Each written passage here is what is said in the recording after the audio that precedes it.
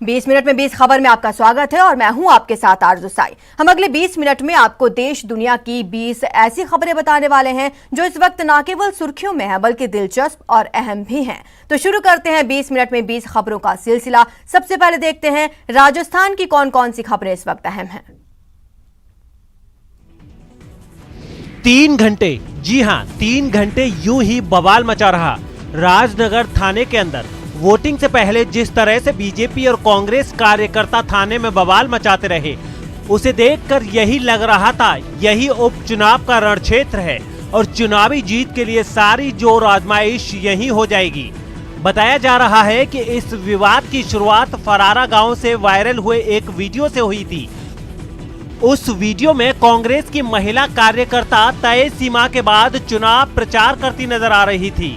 उसी वीडियो को वायरल कर बीजेपी कार्यकर्ताओं ने कांग्रेस की पोल खोलने की कोशिश की, लेकिन कांग्रेस की उन महिला कार्यकर्ताओं ने कुछ युवकों पर बदसलूकी का आरोप लगाकर सनसनी मचा दी थी।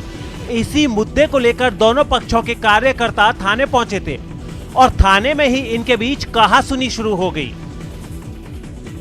टोटल यहाँ से कुछ महिलाओं को भेजा गया फरारा में और वो आदमी भला जो थाने में ऐसी सीट है उसकी हिस्ट्री बताएगी, सीट देखिए और सांसद देख लो। आज थाने के अंदर मेरे साथ जो इंसिडेंट हुआ, क्या मुझे सिक्योरिटी की जरूरत नहीं है?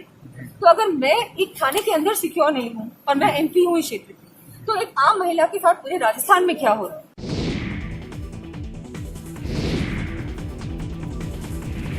कोविड-19 की दूसरी लहर के बढ़ते संक्रमण को देखते हुए लगाए गए वीकेंड कर्फ्यू का दौसा में व्यापक असर देखने को मिला।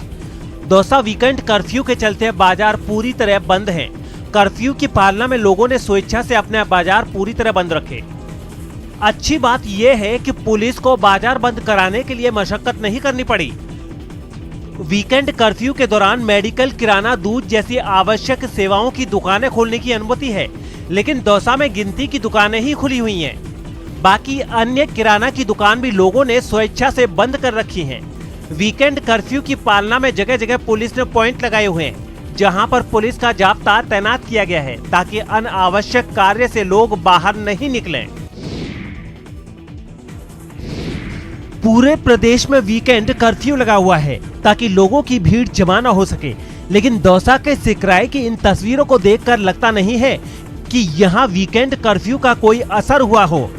सिकराय में वीकेंड कर्फ्यू का जमकर उल्लंघन हो रहा है। वीकेंड कर्फ्यू के दौरान बाजारों में लोगों की भीड़ जमा हो रही है। साथ ही ना तो लोग मास्क लगा रहे हैं और ना ही सोशल डिस्टेंसिंग का पालन कर रहे हैं। बताया जा रहा है कि सिकराय एसडीएम की ओर से किराना की एक दुकान छोड़कर एक दुकान खोलने की मौखिक अनुमति दी थी। इसके बाद जैसे ही दुकानदारों ने दुकानें खोली तो वो दुकानदार नाराज हो गए जिनकी दुकानें इस नियम के तहत बंद थीं। खास बात यह है कि नाराज व्यापारी इस बात पर विरोध प्रदर्शन करने लगे और इसके बाद मानपुर थाना पुलिस मौके पर पहुंची और व्यापारियों से बात कर मामले को सुलझाया। डूंगरपुर जिले में कोविड अस्पताल का आउटडोर ही कोरोना संक्रमण फैलाने का सबसे बड़ा जरिया बनता नजर आ रहा है। इन तस्वीरों को देखकर आप अंदाजा लगा सकते हैं कि आउटडोर में कोरोना गाइडलाइन की किस कदर धज्जियां उड़ाई जा रही हैं। अस्पताल परिसर में कोरोना जांच सैंपल देने आए लोग सोशल डिस्टेंसिंग की पालना बिल्कुल नहीं कर रहे हैं। कोरोना जांच के लिए रजिस्ट्रेशन और सैंपल काउंटर पर लंबी लंबी कतारें लगी हुई हैं। डूंगरपुर जिले में प्रति 100 सैंपल पर करीब 15 से 20 लोग पॉजिटिव आ रहे हैं। ऐसे में इन कतारों के बीच खड़े कोरोना पॉजिटिव लोगों से बड़े पैमाने पर संक्रमण फैलने का खतरा बना हुआ है। पूरे मामले में अस्पताल प्रशासन की बड़ी लापरवाही सामने आ रही है। लंबी लंबी कतारों के बावजूद रजिस्ट्रेशन और सैंपल कलेक्शन के अतिरिक्त काउंटर नहीं बनाए जा रहे हैं। वहीं सोशल डिस्टेंसिंग की पालना के लिए गार्ड भी नहीं लगाए गए हैं। हम आपको बता दें कि कोविड अस्पताल में लापरवाहियों और अव्यवस्थाओं की शिकायतों से परेशान जिला कलेक्टर सुरेश कुमार ओला पिछले 5 दिनों से रोजाना कोविड अस्पताल का निरीक्षण करने पहुंच रहे हैं, लेकिन मेडिकल कॉलेज प्रशासन के गैर जिम्मेदाराना रवैये से अस्पताल में भर्ती और ओपीडी के मरीज परेशान हो रहे हैं।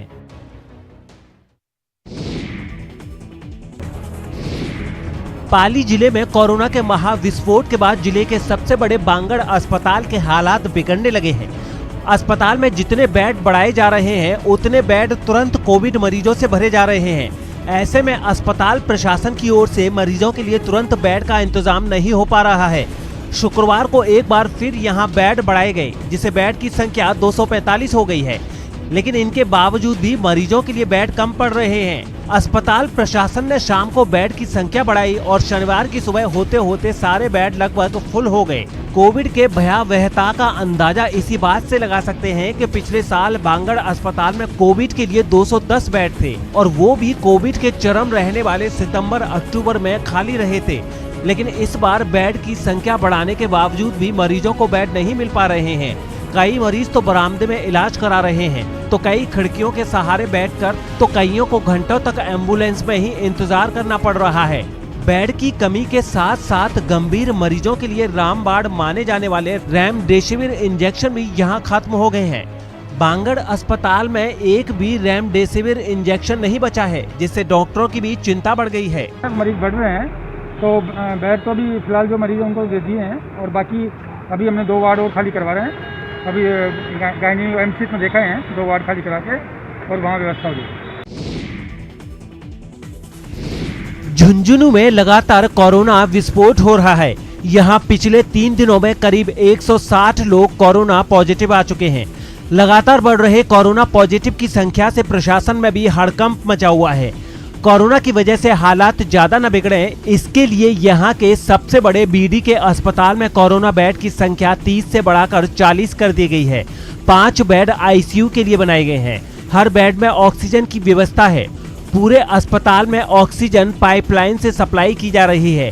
साथ ही कोरोना मरीजों के इलाज के लिए खास स्टाफ की ड्यूटी भी लगा दी गई है, जो 24 घंटे अलग अलग शिफ्ट में काम करेंगे। हमारी तैयारियां पहले से ही पूरी तरह से बनी हुई थी। जैसे नॉन कोविड पेशेंट आने के बाद में हमने कुछ वार्ड्स जो बेड्स थे जो कोविड के लिए लिए हुए थे उनको कम कर दिया था। इसलिए हमारे जो कोविड के डेडिकेटेड कोविड हॉस्पिटल के जो बेड्स हैं वो हमारे 40 हैं, जिसमें 4 आईसीयू बेड्स भी शामिल हैं। स्याह पड़ चुके चेहरे और हाथों में जिंदगी की गठरी लिए ये वो मजदूर हैं जिन्हें लॉकडाउन का डर दिखाकर काम से निकाला गया है और मालिक ने काम से निकालने से पहले ना तो बकाया मजदूरी दी है और ना घर लौट रहे जाने का किराया। दर बदर मजदूरों की ये तस्वीरें भीलवाड़ा की हैं, जहां कलेक्ट्रेट के बाहर ये मजदूर न्याय और वेतन दिलाने की मांग लिए धरने पर बैठे हैं। बताया जा रहा है कि ये 50 मजदूर उत्तर प्रदेश के चित्रकूट के रहने वाले हैं। 6 महीने पहले इन्हें भीलवाड़ा के बलियास गांव के एक ईंट भट्टा मालिक ने काम करने के लिए बुलाया था, लेकिन शुक्रवार को इन्हें लॉकडाउन का डर दिखाकर काम से निकाल दिया गया। मजदूरों ने जब भट्टा मालिक से 50 मजदूरों के बकाया वेतन के रूप में 2,24,000 मांगे तो भट्टा मालिक ने देने से इनकार कर दिया और इन्हें वहां से जबरन भगा दिया। उसी वेतन की मांग को लेकर ये कलेक्ट्रेट के बाहर धरना देने आए हैं, साथ ही अपने घर भिजवाने की भी मांग कर रहे हैं।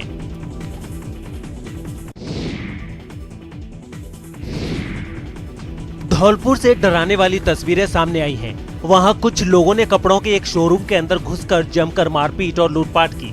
बताया गया है कि ये लोग वहां कपड़ा खरीदने पहुंचे थे, लेकिन कीमत को लेकर उनका दुकानदार से विवाद हो गया, जिसके थोड़ी देर बाद ये लोग अपने साथियों के साथ वहां आ धमके और शोरूम में धावा बोल दिया। डंडों, लोहे की रॉड और दूसरे हथियारों से लैस इन बदमाशों ने घुसते ही काउंटर पर कब्जा जमा लिया और वहां रखा कैश लूट लिया। हमलावरों ने वहां मौजूद कर्मचारियों को भी नहीं बख्शा। एक आदमी तो वहां मौजूद महिला कर्मचारी को भी डंडे से पीटता नजर आया। बवाल होता देख शोरूम में भगदड़ मच गई और लोग जान बचाने के लिए इधर उधर भागने लगे। बताया गया है कि ये पूरा विवाद कपड़ों की कीमत पर शुरू हुआ। आसपास के दुकानदारों से घटना की जानकारी कर उचित कार्रवाई की जाए। बाद में शोरूम के मालिक ने पुलिस में शिकायत दी, जिसके बाद पुलिस ने जांच कर कार्रवाई करने का भरोसा दिया। खास बात यह है कि हमलावर महज 400 रुपयों के लिए इतना भड़क गया कि उन्होंने इसे अपनी इज्जत का सवाल बनाते हुए शोरूम को ही लूट लिया। उनकी इस हरकत की वजह से दुकानदार को भारी नुकसान तो हुआ ही है, कई बेगुनाह लोगों को चोटें भी आई हैं। हालांकि उनकी ये हरकत उन्हें भी महंगी पड़ी, क्योंकि ये पूरा मामला पुलिस तक पहुंच गया है और उनके खिलाफ जांच शुरू हो गई है। 20 मिनट भी इस खबर में अब देख लेते हैं कुछ दूसरे राज्यों की खबरें। बिहार के छपरा से हैरान करने वाला एक वीडियो सामने आया है। वहां सदर अस्पताल में एक मरीज की मौत पर उसके घर वालों ने जमकर हंगामा किया। इन लोगों ने आरोप लगाया है कि कोरोना के शक में उसके मरीज का इलाज नहीं किया गया, जिसके बाद उन लोगों ने अस्पताल में जमकर तोड़फोड़ की और जब पुलिस उस परिवार की एक महिला को थाने ले जाने लगी तो बवाल और बढ़ गया। पहले तो वो महिला पुलिस की गाड़ी में बैठने के लिए तैयार नहीं हुई और जब उसके साथ सख्ती बरती गई तो गुस्से से तिलमिलाई उस महिला ने एक पुलिस वाले की पिस्तौल छीनने की कोशिश की, जिससे वहां अफरा तफरी मच गई। इससे पहले अस्पताल को निशाना बनाया गया। रजिस्ट्रेशन काउंटर और डॉक्टर के चैम्बर के साथ ऑक्सीजन सिलेंडर भी तोड़ दिए गए। हंगामा कर रही महिला ने अस्पताल पर कई गंभीर आरोप लगाए हैं। मैं बाहर से खरीद कर लाई हूँ, फिर बोली कि लगा दीजिए भैया, जल्दी से लगा दीजिए भैया। मैंने भैया तरफ रहे हैं, लेकिन ये लोग लगाने तक नहीं गए। वहीं अस्पताल के डॉक्टरों ने महिला के आरोपों को सिरे से खारिज कर दिया है। सीरियस हुई तो यहाँ आई है, यहाँ गए तो उनका समुचित इलाज चल रहा था। हालांकि अस्पताल प्रशासन ने भरोसा दिया है कि इस पूरे मामले में जांच करवाई जाएगी। दरअसल बेहतर इलाज के लिए ये परिवार छपरा जिले के सबसे बड़े सरकारी अस्पताल पहुंचा था। उसे उम्मीद थी कि मरीज की हालत में सुधार आएगा, लेकिन उसकी मौत हो गई। डॉक्टरों ने बताया कि जिसकी मौत हुई उसकी हालत काफी गंभीर थी और वो पहले से ही कई दूसरी बीमारियों से जूझ रहे थे। हालांकि मरीजों के परिवार वाले अस्पताल के डॉक्टरों की ओर से दी गई दलील को मानने को तैयार नहीं हुए और हंगामा करने पर उतर आए। उत्तर प्रदेश के अमरोहा से रोंगटे खड़े कर देने वाला एक वीडियो सामने आया है। इस वीडियो में एक तेज रफ्तार कार बेकाबू होकर पलटती नजर आ रही है। इस हादसे में 2 लोग गंभीर रूप से घायल हो गए और ये पूरा हादसा वहां लगे सीसीटीवी कैमरे में रिकॉर्ड हो गया है, जिसमें दिखा कि बेकाबू हो जाने की वजह से वो कार सड़क के बगल में रखे मलबे से टकराई और फिर हवा में पलटी मारते हुए सड़क के किनारे चली गई। इससे पहले उस जगह पर एक आदमी भी खड़ा नजर आया, जो इस हादसे की चपेट में आने से बचने के लिए जान हथेली पर लेकर भागा। इसके बाद हादसे वाली जगह पर धूल का गुबार छा गया, जिसकी वजह से वहां कुछ भी साफ दिखाई देना बंद हो गया। कुछ ही देर में धूल छट गई और वहां काफी भीड़ जमा हो गई। इस हादसे में कार के परखच्चे उड़ गए, उसका कुछ हिस्सा टूटकर इधर उधर बिखर गया। बताया गया है कि उसमें 2 लोग सवार थे जो बुरी तरह जख्मी हो गए। रफ्तार का नशा जितने भी लोगों के सिर पर सवार होता है, उनके साथ ऐसा कभी भी कहीं भी हो सकता है। दरअसल गाड़ी की रफ्तार काबू से बाहर होने के बाद भी लोगों को यही लगता है कि सब कुछ कंट्रोल में है।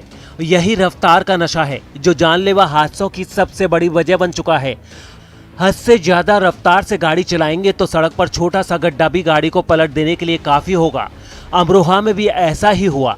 जब तेज रफ्तार कार मलबे से टकराई तो वो कई फीट ऊपर हवा में लहराने लगी।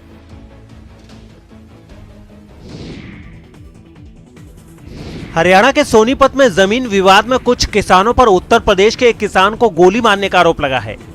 इस हमले में बागपत के रहने वाले इस किसान की मौत हो गई, जिसके बाद उसके परिवार वाले पूरी तरह से टूट गए और गांव में मातम पसर गया। मेरा भाई गया, हमें न्याय चाहिए। इस घटना की जानकारी मिलने के बाद पुलिस वहां पहुंची और इस मामले की तफ्तीश में जुट गई। किया जा रहा है और जल्द से जल्द पुलिस वालों ने किसान की मौत के बाद उसके शव को एम्बुलेंस के जरिए पोस्टमार्टम के लिए अस्पताल भेज दिया। इस मामले में बात यह है कि सोनीपत के राई विधानसभा क्षेत्र के खुर्रमपुर गांव में खेतों की सीमा को लेकर विवाद चल रहा है। ये विवाद यमुना नदी में हर साल होने वाले कटाव की वजह से है, जिसमें कभी इस पार की जमीन कट जाती है तो कभी उस पार की। कटाव की वजह से जमीन का पता नहीं चलता और दोनों राज्यों के किसान आपस में लड़ते रहते हैं। और इस बार इसी लड़ाई में यूपी के रहने वाले अनिल की कुछ लोगों ने गोली मारकर हत्या कर दी है। गुजरात में कोरोना से मरने वालों की तादाद बढ़ने से कुछ शहरों में शमशान घाटों पर शवों का अंबार लग गया है। सूरत, वडोदरा, राजकोट, अहमदाबाद ये वो जिले हैं जहां मरने वालों का आंकड़ा सबसे ज्यादा है, जिसकी वजह से वहां के शमशान घाटों पर शवों के पहुंचने का सिलसिला थम नहीं रहा। सूरत से जो तस्वीरें सामने आई हैं, उनमें एक तस्वीर में एक शमशान घाट पर कई शव एक साथ जलते दिखाई दिए, लेकिन इसके बावजूद वहां कई शव ऐसे थे जिन्हें जलाने के लिए इंतजार करना पड़ा, क्योंकि उस घाट पर जगह नहीं थी। और तो और शवों की संख्या अचानक बढ़ने से उन्हें जलाने के लिए लकड़ियां भी कम पड़ने लगी हैं। संख्या अस्पताल में बढ़ रही है। अस्पताल में दर्दियों के साथ मरने वाली लोगों की संख्या भी लगातार बढ़ रही है। राजकोट से तो दिल दहला देने वाली तस्वीरें सामने आई हैं। कोरोना के कहर से वहां के शमशान घरों में शवों की कतार लग गई है। वहीं अस्पतालों में कोरोना मरीजों के मरने का सिलसिला भी लगातार जारी है। इसी तरह की तस्वीरें कई शहरों में भी देखने को मिली हैं। खास बात यह है कि गुजरात में कोरोना से मौत का आंकड़ा तेजी से बढ़ रहा है, जिसका असर शमशान घाटों पर पड़ रहा है, क्योंकि इतनी बड़ी संख्या में शवों को जलाने के लिए वहां जगह की कमी पड़ गई है। कोरोना की चपेट में आ रहे लोगों के लिए दिल्ली के द्वारका में रक्षा के क्षेत्र में रिसर्च करने वाली संस्था DRDO 500 बिस्तरों का एक अस्पताल तैयार करने में जुट गई है। इस अस्पताल में सिर्फ सुरक्षा बलों के जवानों का ही नहीं बल्कि आम लोगों का भी इलाज हो सकेगा, जिसके लिए अस्पताल में सभी तरह की सुविधाएं देने का काम शुरू हो गया है। इस अस्पताल को कोरोना मरीजों के लिए अगले हफ्ते तक पूरी तरह तैयार करना है, इसलिए उसकी साफ सफाई में कई लोग जुट गए हैं। सब चीजों को व्यवस्थित करने के काम में तेजी दिखी। इस अस्पताल में हर बेड पर ऑक्सीजन सप्लाई और वेंटिलेटर समेत कई सुविधाएं उपलब्ध रहेंगी। बेड्स जो है दोबारा से जो है नए सिरे से तैयार किए जा रहे हैं। 500 बेड जो है इस अस्पताल में इस बार। इससे पहले पिछले साल DRDO ने इसी जगह पर 1000 बेड का अस्पताल तैयार किया था, जिसे सरदार वल्लभ भाई पटेल कोविड अस्पताल नाम दिया गया था। कोरोना महामारी एक बार फिर देश में विकराल रूप ले चुकी है और इस वायरस की गिरफ्त में आ चुके कई लोगों को अब भी जरूरी मदद नहीं मिल पा रही। ऐसे ही लोगों की मदद के लिए कुछ राजनीतिक पार्टियों से जुड़े लोग आ गए हैं, जिनमें बीजेपी नेता और मुख्यमंत्री योगी आदित्यनाथ के मीडिया सलाहकार शलभ मणि त्रिपाठी भी शामिल हैं, जो संकट की इस घड़ी में लोगों को दिन रात मदद करने में जुटे हैं। लखनऊ का जो कोविड जो अस्पताल है वहाँ पर ब्लड बैंक में प्लाज्मा की जरूरत थी। मैंने अपील की, बहुत से लोग जो प्लाज्मा देने के लिए आगे आए। इस तरह आम आदमी पार्टी के नेता दिलीप पांडे भी सोशल मीडिया के जरिए मदद मांगने वालों की सहायता कर रहे हैं। किसी को अस्पताल में भर्ती करा सकते हैं तो कराइए, क्योंकि ये महामारी सरकार के बस की सीमाओं को लांघ कर आगे जा चुकी है। कोरोना की सबसे ज्यादा मार महाराष्ट्र पर पड़ी है। ऐसे में वहां लोगों को खाने पीने के संकट के साथ स्वास्थ्य सुविधाओं के लिए भी जूझना पड़ रहा है। कांग्रेस नेता जिशान सिद्दीकी अपनी टीम के साथ ऐसे ही लोगों की मदद कर रहे हैं। मेरी पूरी टीम सब जगह फोन करती है, एक एक डॉक्टर को फोन करती है, डीन को फोन करती है और सब कोऑपरेट कर रहे हैं। इन लोगों ने बताया है कि वो अब तक कोरोना से प्रभावित कई लोगों की मदद कर चुके हैं। खास बात यह है कि कोरोना महामारी की इस घड़ी में सरकारों की ओर से लोगों को बचाने की हर संभव कोशिश की जा रही है, मगर कोरोना वायरस जितनी तेजी से फैल रहा है उसकी वजह से कई लोगों को वक्त पर मदद नहीं मिल पा रही। ऐसे में निजी स्वार्थ से ऊपर उठकर सभी को इस लड़ाई में एक साथ आना होगा, तभी कोरोना के खिलाफ जंग में कामयाबी मिल पाएगी। जम्मू कश्मीर में घुसपैठियों और आतंकियों से निपटने के लिए सुरक्षा बल ने नए घातक हथियारों के साथ अभ्यास किया। इन चुनौतियों का सामना करने के लिए समय समय पर सुरक्षा बल को और मजबूत किया जाता है। इसी कड़ी में सुरक्षा बल ने उरी में कई तरह के अभ्यास किए। इस दौरान जवानों के हाथों में स्नाइपर राइफल दिखाई दी, जिनसे काफी दूर से ही सटीक निशाना लगाया जा सकता है। जवानों ने एक इलाके में आतंकियों को घेरने के साथ ही मुठभेड़ का भी अभ्यास किया। वहीं घुसपैठ की घटनाओं को रोकने के लिए भी उन्होंने अपनी तैयारी की। इसके साथ ही उन्होंने एक मकान में छिपे आतंकियों को पकड़ने के लिए भी रणनीति बनाई। यहाँ से गांव की तरफ पेट्रोलिंग करते जाएंगे, कोई हरकत की दुश्मन की तो आप लोग कमांडर को इन्फॉर्म करेंगे। सुरक्षा बल ने एक ड्रोन के जरिए पहले उस मकान के आसपास की जानकारी जुटाई और फिर धीरे धीरे उसके पास पहुंच गए। इस दौरान सुरक्षा बल के जवान बेहद मुस्तैद दिखाई दिए। वो पूरी सावधानी बरतते हुए उस मकान के अंदर दाखिल हुए। आपको बता दें कि जम्मू कश्मीर में आतंकी और घुसपैठिए हर वक्त किसी न किसी साजिश को अंजाम देने की फिराक में रहते हैं। इसके लिए वो हमेशा नए तरीके भी अपनाते हैं। यही वजह है कि सुरक्षा बल को भी उनसे निपटने के लिए हमेशा तैयार किया जाता है, ताकि वो ऐसी किसी भी साजिश का मुंह तोड़ जवाब दे सकें।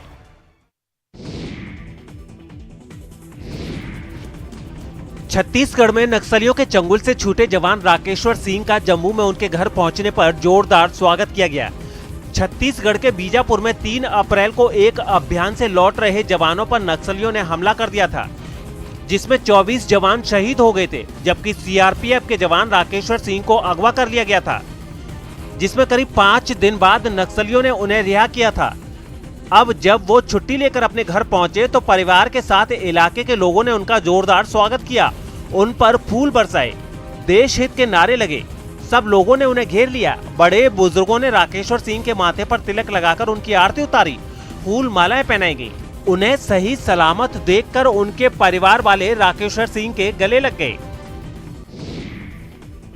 और अब देख लेते हैं अंतर्राष्ट्रीय जगत की कुछ अहम खबरें। इराक की राजधानी बगदाद में एक बाजार में हुए भीषण बम धमाके में 4 लोगों की मौत हो गई, जबकि 17 लोग घायल हो गए। ये धमाका विस्फोटकों से लदी एक कार में हुआ, जो इतना जबरदस्त था कि उसने पूरे इलाके में तबाही मचा दी। धमाके के बाद उस कार के अलावा आसपास खड़ी दूसरी गाड़ियों में भी आग लग गई।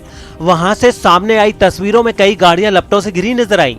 आग से निकलने वाले धुएं ने तो पूरे इलाके को इस तरह ढक लिया कि सामने कुछ भी दिखना ही बंद हो गया। धमाके के बाद वहां दहशत फैल गई। घबराए हुए लोग इधर उधर भागते नजर आए। बताया गया है कि सेकंड हैंड चीजों के इस बाजार में काफी भीड़ भाड़ होती है, जिस वजह से काफी लोग धमाके की चपेट में आ गए। धमाके के बाद राहत बचाव दल के लोग भी वहां पहुंचे। सामने आई तस्वीरों में दमकल के लोग गाड़ियों में लगी आग बुझाते दिखे। धमाके के बाद की तस्वीरें तो और भी डरावनी थी। धमाके के बाद पूरा इलाका मलबे के ढेर में बदल गया, जहां धमाके में तबाह हुई गाड़ियों के परखच्चे बिखरे नजर आए। खास बात यह है कि बगदाद में इससे पहले इसी साल जनवरी में हुए एक भीषण आत्मघाती धमाके में 32 लोगों ने जान गंवाई थी। उस धमाके की जिम्मेदारी आतंकी संगठन आईसिस ने ली थी। ये धमाका भी वहां के एक भीड़ भाड़ वाले बाजार में हुआ, जिसकी वजह से काफी लोग इसकी चपेट में आ गए। हालांकि इस धमाके की जिम्मेदारी अभी तक किसी ने नहीं ली है।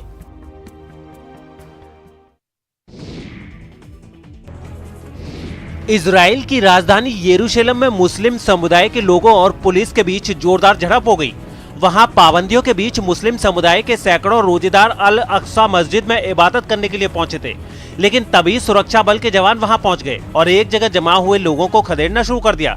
थोड़ी देर के लिए अल अक्सा मस्जिद का इलाका रण क्षेत्र में बदल गया।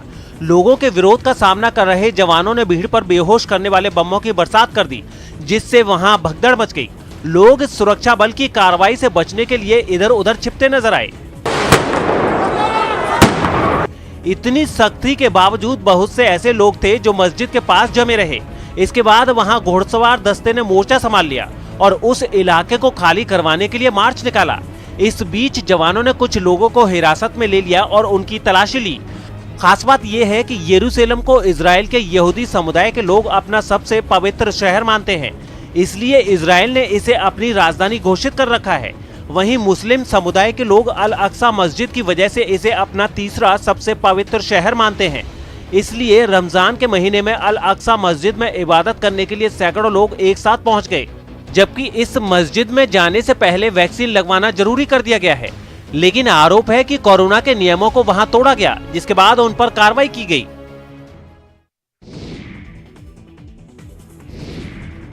पिछले एक दशक के सबसे खतरनाक रेतीले तूफान ने चीन की राजधानी को ऐसा जकड़ा है कि वहां लोगों का दम घुटने लगा है।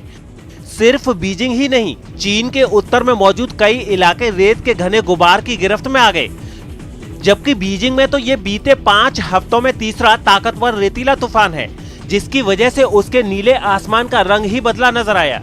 पूरा शहर पीला दिखने लगा। आसमान छूती जो इमारतें दूर से ही नजर आया करती थीं, रेत के गुबार में वो दिखना ही बंद हो गईं। वहां हवा में इतनी धूल थी कि सड़क पर चलती गाड़ियों पर उसकी परत ही जमी दिखी। रेतीली हवा में जब सांस लेने का मतलब ही जहर निकलना हो गया, तो हर शख्स का मुंह मास्क से ढका नजर आया।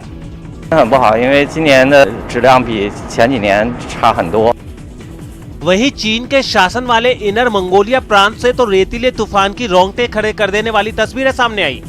वीडियो की शुरुआत में तो वहां सब सामान्य नजर आया, लेकिन अगले ही पल मौसम ने ऐसी करवट ली कि विकराल अवतार लिए रेतीला तूफान तेजी से आया और एक झटके में पूरे इलाके को जकड़ लिया।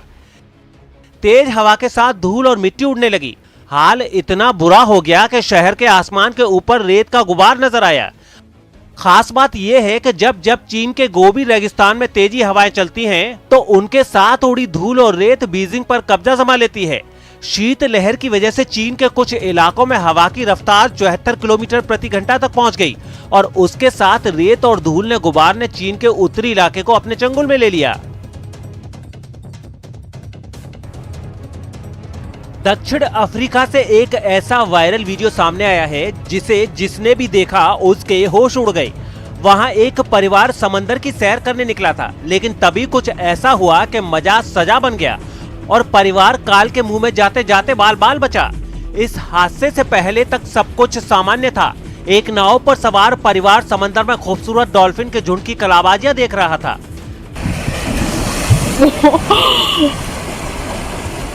That is insane. आगे क्या खतरनाक हादसा होने वाला है, इससे बेखबर लोग मस्ती में डूबे नजर आए। लेकिन तभी एक बिन बुलाया मेहमान पानी के ऊपर आ धमका और जोरदार आवाज हुई।